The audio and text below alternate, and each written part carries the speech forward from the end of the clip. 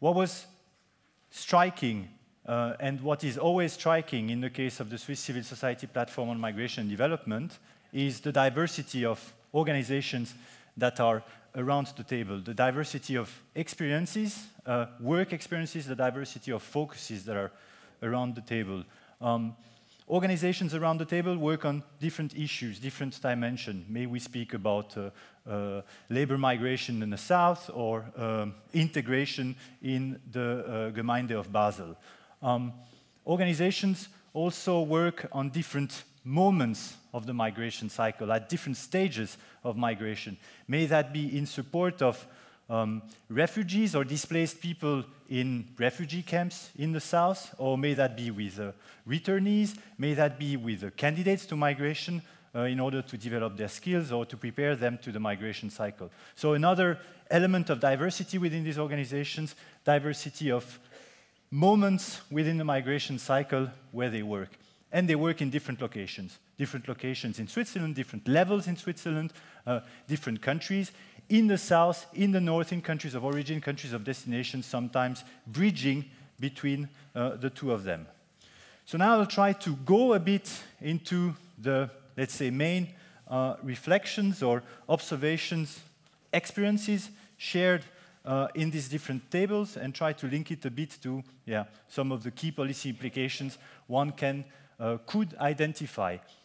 The objective here is not to make an exhaustive, comprehensive listing of neither the discussion nor the profile of the organizations that were around the table, but rather to give you a glimpse of the main dimensions that were brought. So it's not a hierarchy, and there is no attempt to be holistic and comprehensive.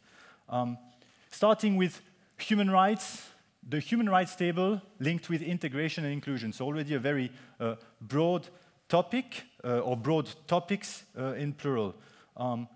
We could see first, interestingly, a lot of organizations trying to support the effective access of communities, of migrants, of children to rights, to their rights. May that be, once again, in the north or in the south. One example in mind, support to domestic workers in India. How can they claim their rights? Are they aware of their rights and the country, the context in which they live and can claim their rights? So that would be, or that was one of the examples given. Other dimensions covered under this discussion within this table, child protection, examples given, for instance, in the case of West Africa. What are the standards? What are the rules applicable? What are the deficiencies? What sort of mechanism can be developed to better support the protection of children in countries, or that example was in the south. Other examples of projects rather relating to integration, integration in that particular case in Switzerland, organizations working to support building, I would say, bridges between communities, trying to support the integration of arriving communities, older, younger generation within their context, always in a way to allow these actors or these people to become actually actors of their own development first and actors of development. So a lot of organizations working on access to education, for instance. A big reflection, or a big axis always being mentioned here around this table, but also in other tables about changing perceptions. I think this is something that came already in the introductory talks. The current remaining pertaining bias when it comes to the benefits or the cost of migration and the actual contribution, rights, situation of migrants. Sorry, yeah.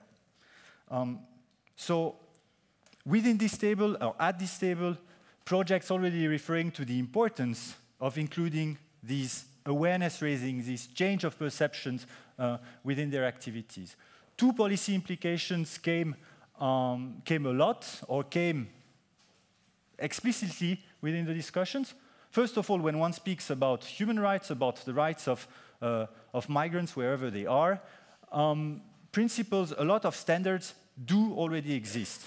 So the question is often how to make sure that these standards are actually being effectively followed, being effectively implemented. Of course, then there is the question of complementing these standards. But a big part of the discussion was already on how do we make sure that the existing standards are applied. And another axis, perhaps as food for thought for the podium discussion, what policies to better support integration of migrants communities at different levels. Lots of good practices, interesting practices being shared around the table. What about their replication? What about their replication? May that be at the communal level, may that be at the national level. So that's for some reflections on the first table.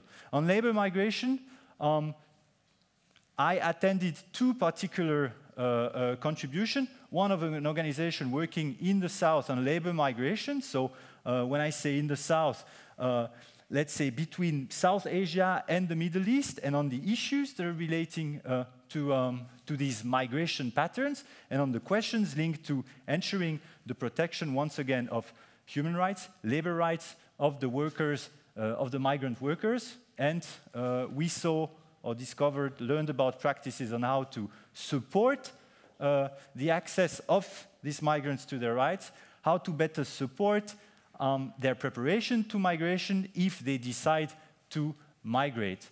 Part of the discussion also on ensuring the respect of labor rights and human rights and equal rights of migrants within Switzerland.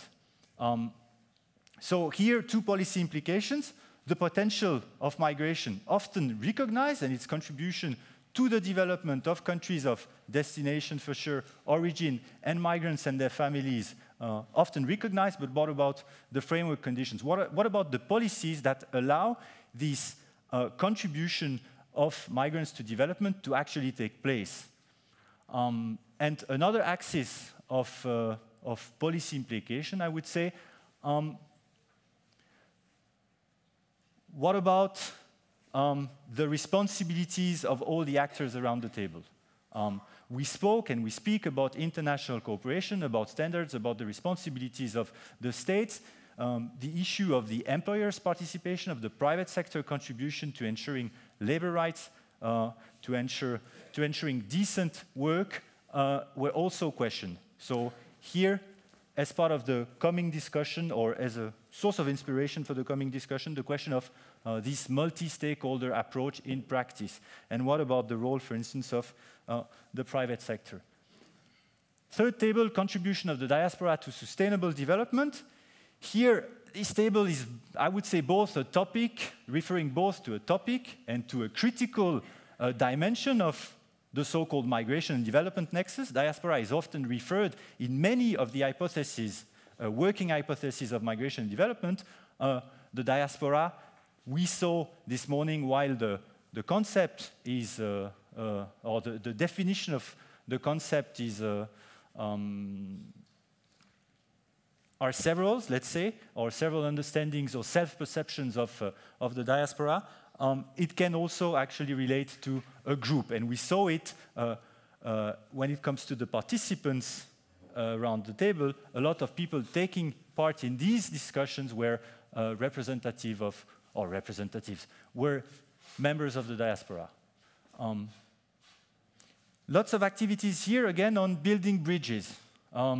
Building bridges within their communities, within the arriving community or the foreign-born or or the community of foreign origin, building bridges also between communities, between a foreign-born community and a national community.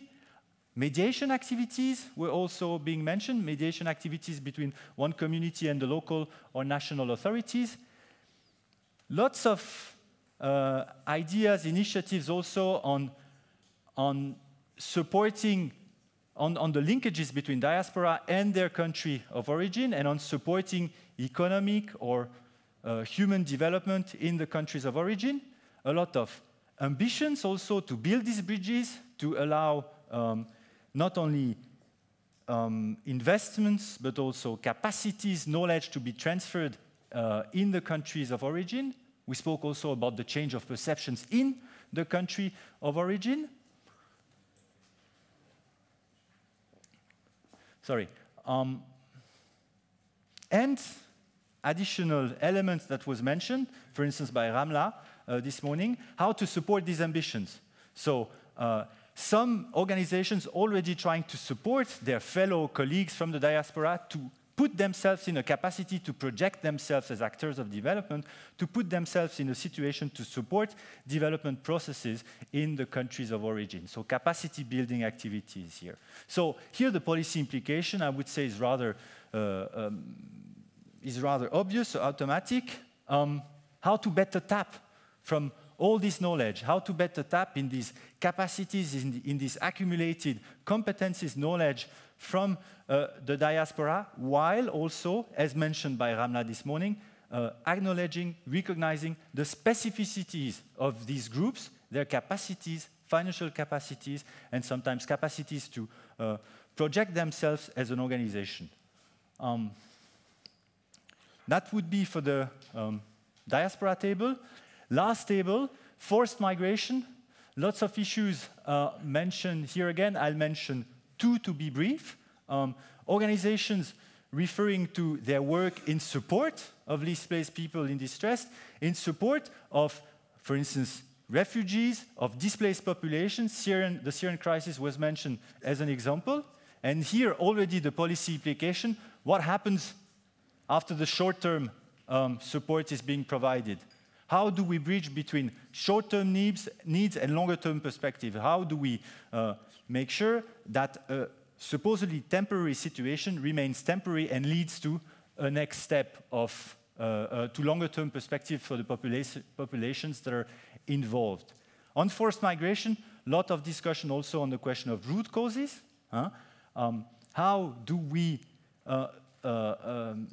support or prevent forced migration and make sure it remains a decision?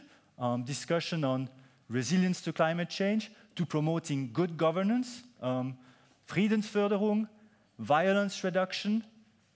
So that was one aspect covered when we speak about forced migration and the so-called root causes of migration.